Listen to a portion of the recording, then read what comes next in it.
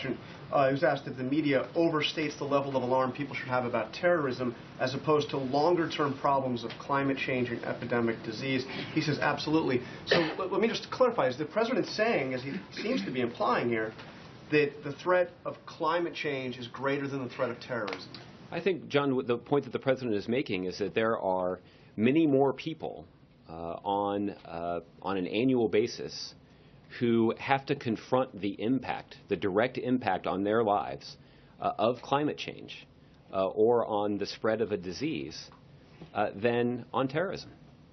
So the answer is yes, the president thinks that climate change is a greater threat than terrorism. I think the point that the president is making is that when you're talking about the direct daily impact of these kinds of challenges on the daily lives of Americans, particularly Americans living in this country, that direct impact is more that more people are directly affected by those things than by terrorism. So climate change is more of a clear and present danger to the United States than terrorism. Well, I think even the Department of Defense has spoken to the significant threat that climate change poses to our national security interests, principally because of the impact that it can have on countries with less well-developed infrastructure than we have. I'm not asking if it's a significant threat. I'm asking if it's a greater threat. Okay.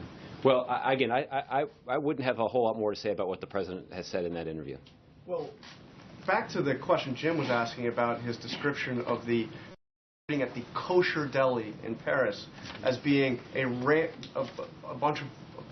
randomly shoot a bunch of folks in a deli of Paris.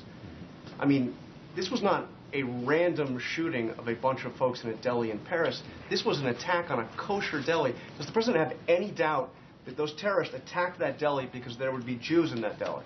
Well, John, it is clear from the terrorists and some of the writings that they put out afterwards what their motivation was. The adverb that the president chose was used to indicate that the individuals who were killed in that terrible, tragic incident were killed not because of who they were, but because of where they randomly happened to be. They weren't killed because they were in a Jewish deli, though? They were in a kosher deli? These individuals were not targeted by name. This is the point. Not by name, but by religion, were they not? Well, John, there were people other than just Jews who were in that deli. Do you see any doubt that deli was attacked because it was a kosher deli? This was no, not John. Any random deli. No, John. It was a kosher deli. I answered the question once. No. Ed. So then why didn't the president acknowledge that? If he knows that and it's obvious, why didn't he say that? The president has acknowledged that on many occasions when he's had the opportunity to speak about this incident. But he didn't there. And in terms of the media hype, do you think a Jordanian pilot being burned alive is just the media hyping something? Ed, we've talked on a number of occasions, and certainly I've had the opportunity, as recently as at the end of last week, to talk about how the United States of America stands shoulder to shoulder with our partners in Jordan as they confront the terrible tragedy of seeing one of their military pilots who is serving and defending that country be killed in such a brutal, inhumane way.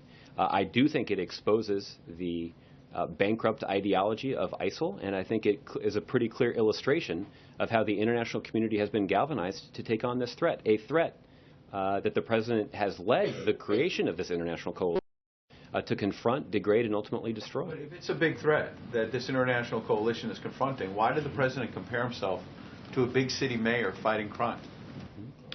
Well, Ed, I think what the president is talking about is he's talking about the necessity of assuming some leadership.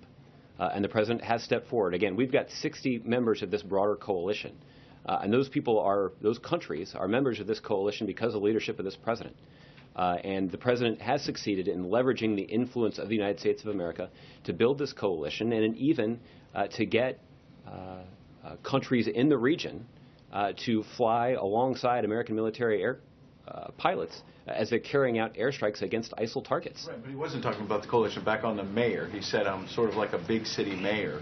Is that the president trying to downplay the threat? Mm-hmm. And the president devotes significant periods of his day on a regular basis to confronting the threat that is posed by ISIL, by al-Qaeda affiliates, and by other organizations around the globe that seek to do harm to the American people.